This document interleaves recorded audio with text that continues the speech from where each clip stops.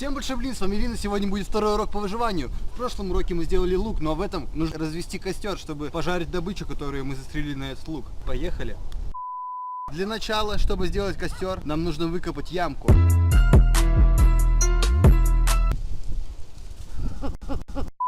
Ямку мы делаем небольшую, чтобы ветер, как видим, сегодня ветреная погода, если вы не слышите его, то вам повезло.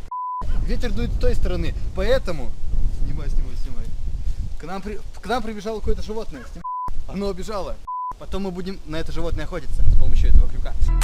Ямку мы выкапываем небольшую, продолговатую, чтобы ветер дул с той стороны. Вон с той стороны дул ветер, чтобы ветер заходил в эту сторону. Вот такая вот она. После этого мы разводим костер. Как, спросите вы? Сейчас покажу. Ну и чтобы развести костер, нам понадобится бумага, дерево, желательно маленькие деревяшечки. И, конечно же, спички. Приготавливаем бумагу под костерчик. Для этого мы ее рвем нахрен и сминаем.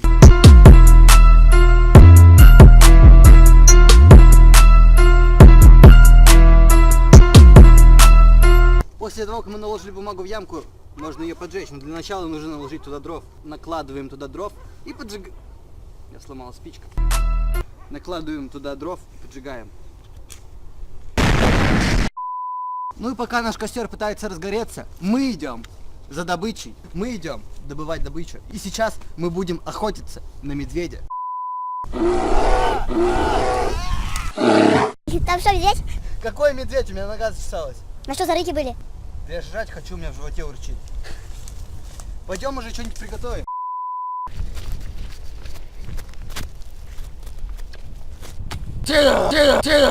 После того, как я добыл куриного мяска, я отрезал от него небольшой кусочек. И сейчас мы его пожарим на том самом костре, который мы приготовили в начале. Типа. Курочка получилась довольно вкусной. И вы спросите, откуда у меня стул, на котором я сижу. А я вам отвечу, я ведь знатный, суровый выживака, и поэтому я играл в Майнкрафт. А в Майнкрафте скрафтить стул с модами особо легко. Для этого мне понадобилось всего лишь пару деревяшек. Припостите этот видос ВКонтакте, ведь он получился такой полезный, и, в общем-то, ваши друзья оценят то, что вы любите выживать, и они тоже научатся выживать в суровых сибирских условиях.